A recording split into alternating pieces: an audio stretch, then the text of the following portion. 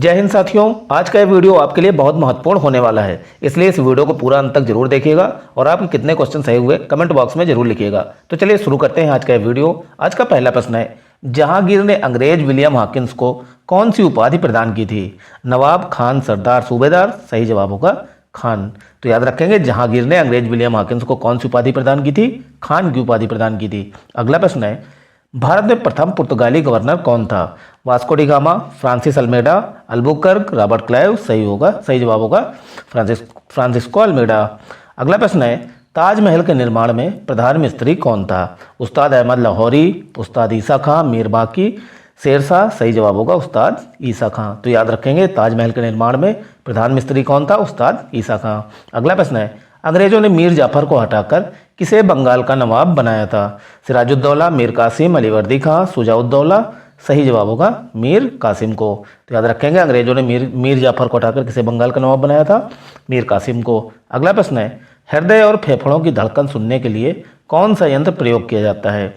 Thermometer, stethoscope, barometer, microscope? सही जवाब होगा स्टेथोस्कोप। तो याद रखेंगे, हृदय और फेफड़ों की धड़कन सुनने के लिए कौन सा यंत्र प्रयोग किया जाता है? स्टेथोस्कोप प्रयोग किया जाता है। अगला प्रश्न है, प्रेस की स्वतंत्रता किस अनुच्छेद से संबंधित है? अनुच्छेद 14, अनुच्छेद 19(1) का, अनुच्छेद 21, अनुच्छेद 32? सही जवाब होगा अनुच्छेद 19(1) का। तो याद रखेंगे, प्रेस की स्वतंत्रता किस अनुच्छेद से संबंधित है? अनुच्छेद 19(1) का से। अगला प्रश्न है, मूल्य वर्धित कर यानी कि वैट किस प्रकार का कर है? प्रत्यक्ष कर, अप्रत्यक्ष कर, सेवा कर, आयकर? मोस्ट इंपॉर्टेंट क्वेश्चन है, जरूर देख लीजिएगा। मूल्य वर्धित कर वैट किस प्रकार का कर है? प्रत्यक्ष कर, अप्रत्यक्ष कर, सेवा कर, आयकर? सही जवाब होगा अप्रत्यक्ष कर। तो याद रखेंगे, वैट किस प्रकार का कर है? अप्रत्यक्ष कर है। अगला प्रश्न है, गोवा राज्य का निर्माण किस संविधान संशोधन से हुआ? 42वां, 44वां, 56वां, 61वां? सही जवाब होगा 56वां। तो याद रखेंगे, 56वें संविधान संशोधन के बाद गोवा राज्य का निर्माण हुआ। अगला प्रश्न है, गुलबर्गा किस राज्य में स्थित है? महाराष्ट्र, कर्नाटक, तेलंगाना, तमिलनाडु? सही जवाब होगा कर्नाटक में। तो याद रखेंगे, गुलबर्गा किस राज्य में स्थित है? कर्नाटक राज्य में स्थित है। अगला प्रश्न है, भारत में पहली विद्युत रेल कब चली थी? 1905, 1915, 1925, 1935? सही जवाब होगा 1925 में। तो याद रखेंगे, भारत में पहली विद्युत रेल कब चली थी? 1925 में चली थी। अगला प्रश्न है, the Lord of rings film ने कितने ऑस्कर जीते थे? एक बार फिर से देख लें, the Lord of the rings film ने कितने ऑस्कर जीते थे? 7, 9, 11, 13? सही जवाब होगा 11 ऑस्कर। तो याद रखेंगे, 11 ऑस्कर पुरस्कार जीतने वाली मूवी कौन सी है? The Lord of the rings. अगला प्रश्न है, मानव आँख के रेटिना पर कैसा प्रतिबिंब बनता है? सीधा और आभासी, उल्टा और वास्तविक, सीधा और वास्तविक, उल्टा और आभासी? सही जवाब होगा उल्टा और वास्तविक। तो याद रखेंगे, मानव आँख के रेटिना पर कैसा प्रतिबिंब बनता है? उल्टा और वास्तविक। अगला प्रश्न है, महाबलीपुरम मंदिर का निर्माण किस वंश ने कराया था? चोल, पल्लव, गुप्त, मौर्य? सही जवाब होगा पल्लव वंश ने। तो याद रखेंगे, महाबलीपुरम मंदिर का निर्माण किस वंश ने कराया था? पल्लव वंश ने कराया था। अगला प्रश्न है, गोलक की गतिज ऊर्जा कहाँ अधिकतम होती है? एक बार फिर से देख लें, गोलक की गतिज ऊर्जा कहाँ अधिकतम होती है? किनारों पर, मध्य बिंदु पर, प्रारंभ में, अंत में? सही जवाब होगा मध्य बिंदु पर। तो याद रखेंगे, गोलक की गतिज ऊर्जा कहाँ अधिकतम होती है? मध्य बिंदु पर अधिकतम होती है। अगला प्रश्न है, दाची-गाम अभ्यारण्य कहाँ स्थित है? हिमाचल प्रदेश, जम्मू कश्मीर, उत्तराखंड, सिक्किम? सही जवाब होगा जम्मू कश्मीर में। अगला प्रश्न है, विषुवत रेखा पर औसत वार्षिक तापमान कितना होता है? 20 degree Celsius, 22 degree Celsius, 24 degree Celsius, 26 degree Celsius? सही जवाब होगा 26 डिग्री सेल्सियस। तो याद रखेंगे, विषुवत रेखा पर औसत वार्षिक तापमान कितना होता है? 26 डिग्री सेल्सियस का होता है। अगला प्रश्न है, अंडमान निकोबार द्वीप पर किस उच्च न्यायालय के अंतर्गत आता है? एक बार फिर से देख लें, अंडमान निकोबार द्वीप किस उच्च न्यायालय के अंतर्गत आता है? Madras high court, Kolkata high court, Delhi high court, Mumbai high court? सही जवाब होगा कोलकाता हाई कोर्ट। तो याद रखेंगे, अंडमान निकोबार द्वीप किस उच्च न्यायालय के अंतर्गत आता है? कोलकाता हाई कोर्ट के अंतर्गत आता है। अगला प्रश्न है, भारत के लिए संविधान निर्माण का विचार सबसे पहले किसने प्रस्तुत किया था? कांग्रेस, मुस्लिम लीग, स्वराज पार्टी, क्रांतिकारी दल? सही जवाब होगा स्वराज पार्टी ने। तो याद रखेंगे, भारत के लिए संविधान निर्माण का विचार सबसे पहले किसने प्रस्तुत किया था? स्वराज पार्टी ने प्रस्तुत किया था। अगला प्रश्न है, लाल किले में मोती मस्जिद का निर्माण किसने करवाया था? शाहजहां, अकबर, औरंगजेब, बहादुर शाह? सही जवाब होगा औरंगजेब ने। तो याद रखेंगे, लाल किले में मोती मस्जिद का निर्माण किसने करवाया था? औरंगजेब ने करवाया था। अगला प्रश्न है, भारत में पोलो खेल किसके द्वारा लाया गया? अंग्रेज, मुगल, तुर्क, पुर्तगाली? सही जवाब होगा तुर्कों के द्वारा। तो याद रखेंगे, भारत में पोलो खेल किसके द्वारा लाया गया था? तुर्कों के द्वारा लाया गया था। अगला प्रश्न है, डेंड्रोलॉजी किसका अध्ययन है? पशुओं का, वृक्षों का, जल का, खनिज का? सही जवाब होगा वृक्षों का। तो याद रखेंगे, वृक्षों के अध्ययन को हम क्या कहते हैं? डेंड्रोलॉजी कहते हैं। अगला प्रश्न है, स्वतंत्रता के समय कांग्रेस के अध्यक्ष कौन थे? नेहरू, पटेल, जेबी कृपलानी, राजेंद्र प्रसाद? सही जवाब होगा जेबी कृपलानी। तो याद रखेंगे, स्वतंत्रता के समय यानी कि 1947 पे कांग्रेस के अध्यक्ष कौन थे? जेबी कृपलानी थे। अगला प्रश्न है, अजंता की चित्रकारी किससे संबंधित है? रामायण, महाभारत, जातक कथाएं, वेद? सही जवाब होगा जातक कथाओं से। तो याद रखेंगे, अजंता की चित्रकारी किससे संबंधित है? जातक कथाओं से संबंधित है। अगला प्रश्न है, भागीरथी और अलकनंदा कहाँ मिलती हैं? मोस्ट इंपॉर्टेंट क्वेश्चन, हर एग्जाम में पूछे जाने वाला क्वेश्चन है ये कि भागीरथी और अलकनंदा कहाँ मिलती हैं? हरिद्वार, ऋषिकेश, देवप्रयाग, प्रयागराज? सही जवाब होगा देवप्रयाग में। तो याद रखेंगे, भागीरथी और अलकनंदा कहाँ मिलती हैं? देवप्रयाग में मिलती हैं। अगला प्रश्न है, दक्षिण पश्चिम मानसून की वापसी पर कहाँ वर्षा होती है?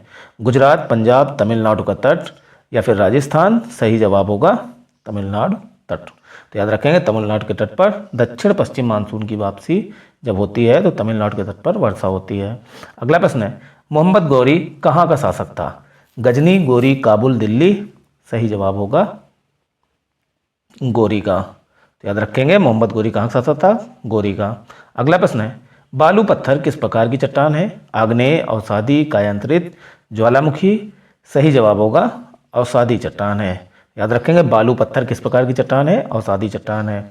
अगला प्रश्न है, भारत में सबसे अधिक अनुसूचित जनजातियां किस राज्य में रहती हैं? बिहार, मध्य प्रदेश, राजस्थान, उड़ीसा?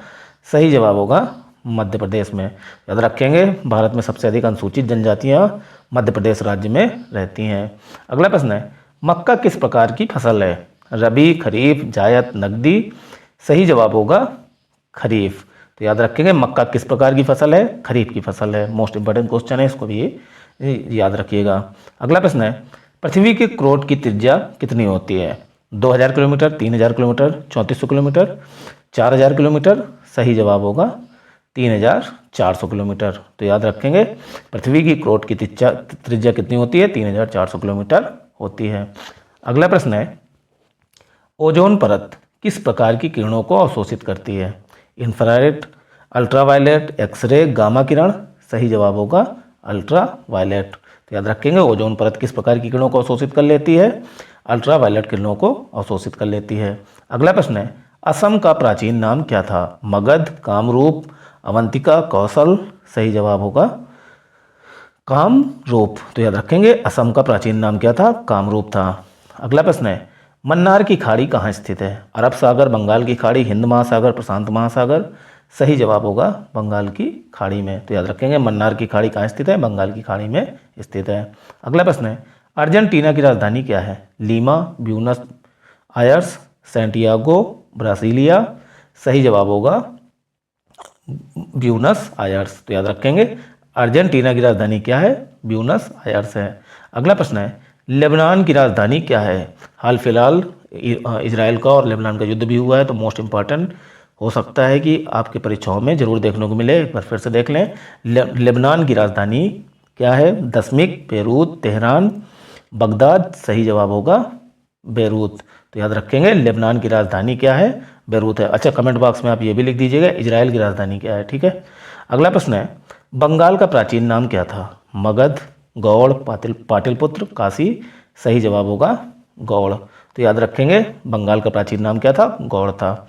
अगला प्रश्न है, जिप्सम उत्पादन में अग्रणी राज्य कौन है? पंजाब, गुजरात, राजस्थान, झारखंड? सही जवाब होगा राजस्थान। तो याद रखेंगे, जिप्सम उत्पादन में अग्रणी राज्य कौन है? राजस्थान है। अगला प्रश्न है, पिपली घाट दर्रा किस पर्वतमाला में है? हिमालय, अरावली, विंध्य, सतपुड़ा। सही जवाब होगा अरावली। याद रखेंगे पिपली घाट दर्रा किस पर्वतमाला में है? अरावली पर्वतमाला में है। अगला प्रश्न है कुद्रेमुख किसके लिए प्रसिद्ध है? सोना, लोहा, तांबा, कोयला। सही जवाब होगा लोहा। कुद्रेमुख किसके लिए प्रसिद्ध है? लोहे के लिए प्रसिद्ध है। अगला प्रश्न है भारत में युद्ध टैंक कहाँ बनाए जाते हैं? पुणे, अवाड़ी, लखनऊ, जयपुर। सही जवाब होगा अवाड़ी में।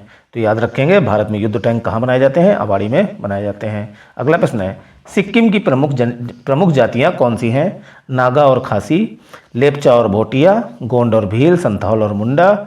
सही जवाब होगा लेपचा और भोटिया। तो याद रखेंगे सिक्किम की प्रमुख जातियाँ कौन सी हैं? लेपचा और भोटिया हैं। अगला प्रश्न है इजराइल की संसद क्या कहलाती है? Diet, Congress, Knesset, Duma. सही जवाब होगा नेसेट। तो याद रखेंगे इजराइल की संसद क्या कहलाती है? नेसेट कहलाती है। अगला प्रश्न है कर्नाटक का सबसे साक्षर जिला कौन सा है? मैसूर, बेंगलुरु, धारवाड़, बेलगाम।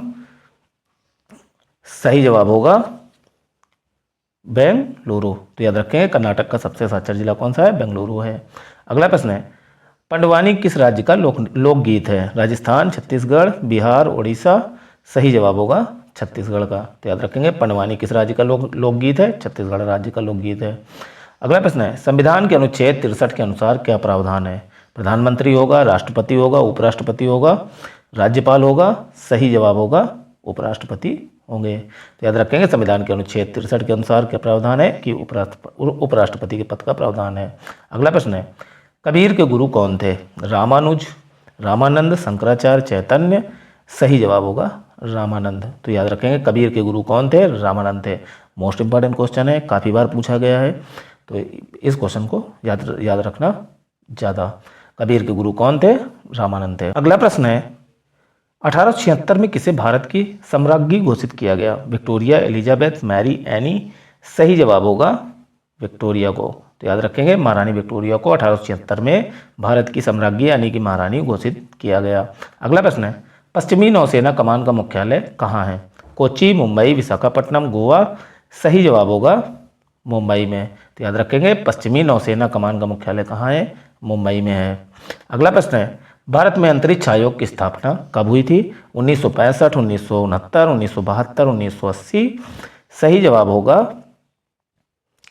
1972 में। तो याद रखेंगे भारत में अंतरिक्ष आयोग की स्थापना कब हुई थी? 1972 में हुई थी। अगला प्रश्न है भारत की एंटी टैंक मिसाइल कौन सी है? पृथ्वी, नाग, अग्नि, आकाश।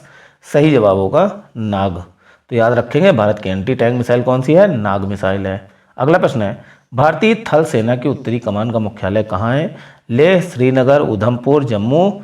सही जवाब होगा उधमपुर में। तो याद रखेंगे भारतीय थल सेना की उत्तरी कमान का मुख्यालय कहाँ है? उधमपुर में है। अगला प्रश्न है भारत की प्रथम युद्धक मिसाइल कौन सी है? अग्नि, पृथ्वी, आकाश, नाग।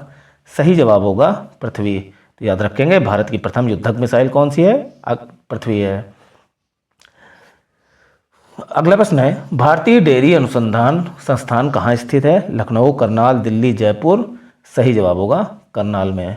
याद रखेंगे भारतीय डेयरी अनुसंधान संस्थान कहाँ स्थित है? करनाल में स्थित है। अगला प्रश्न है संयुक्त राष्ट्र संघ का मुख्यालय कहाँ है? Geneva, New York, Paris, London. सही जवाब होगा न्यूयॉर्क में। तो याद रखेंगे संयुक्त राष्ट्र संघ का मुख्यालय कहाँ है? न्यूयॉर्क में है। अगला प्रश्न है योग सूत्र किसकी रचना है? व्यास, पतंजलि, वाल्मीकि, कालिदास। सही जवाब होगा पतंजलि। तो याद रखेंगे योग सूत्र किसकी रचना है? पतंजलि जी की रचना है। मोस्ट इंपॉर्टेंट क्वेश्चन है, ज़्यादा याद रखिएगा। अगला प्रश्न है उल्टा फहराया हुआ झंडा क्या दर्शाता है? विजय, शांति, संकट, सम्मान। सही जवाब होगा संकट को। तो याद रखेंगे उल्टा फहराया हुआ झंडा क्या दर्शाता है? देश में संकट को दर्शाता है। अगला प्रश्न है प्लास्टर ऑफ पेरिस किसका यौगिक है? Calcium carbonate, calcium sulphate, sodium chloride, potassium nitrate.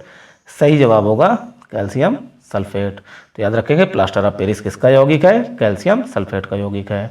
अगला प्रश्न है अंतरिक्ष में भेजा गया पहला प्राणी कौन था? बंदर, कुत्ता, बिल्ली, चूहा। सही जवाब होगा कुत्ता। तो याद रखेंगे अंतरिक्ष में भेजा गया पहला प्राणी कौन था? कुत्ता था। अगला प्रश्न है यूरिया खाद से पौधों को कौन सा तत्व मिलता है? Phosphorus, potash, nitrogen, calcium. सही जवाब होगा नाइट्रोजन। तो याद रखेंगे यूरिया खाद से पौधों को कौन सा तत्व मिलता है? नाइट्रोजन मिलता है। अगला प्रश्न है यदि पृथ्वी पर अचानक गुरुत्वाकर्षण बल समाप्त हो जाए तो सबसे पहले क्या होगा? सभी लोग तुरंत उड़ने लगेंगे और ज़मीन से ऊपर चले जाएंगे। केवल समुद्र का पानी आसमान में चला जाएगा। केवल पक्षी ही उड़ पाएंगे, बाकी सब सामान्य रहेगा। पृथ्वी अपनी कक्षा छोड़कर सूर्य में समा जाएगी। सही जवाब होगा सभी लोग तुरंत उड़ने लगेंगे और ज़मीन से ऊपर चले जाएंगे। तो याद रखेंगे, यदि पृथ्वी पर अचानक गुरुत्वाकर्षण बल समाप्त हो जाए तो सबसे पहले क्या होगा? सभी लोग तुरंत उड़ने लगेंगे और ज़मीन से ऊपर चले जाएंगे। तो साथियों, आपके कितने क्वेश्चन सही हुए कमेंट बॉक्स में जरूर बताइएगा। वीडियो अच्छी लगी हो तो वीडियो को लाइक और चैनल को सब्सक्राइब कर दीजिएगा। मिलते हैं अपनी अगली वीडियो में। जय हिंद, जय भारत, वंदे मातरम।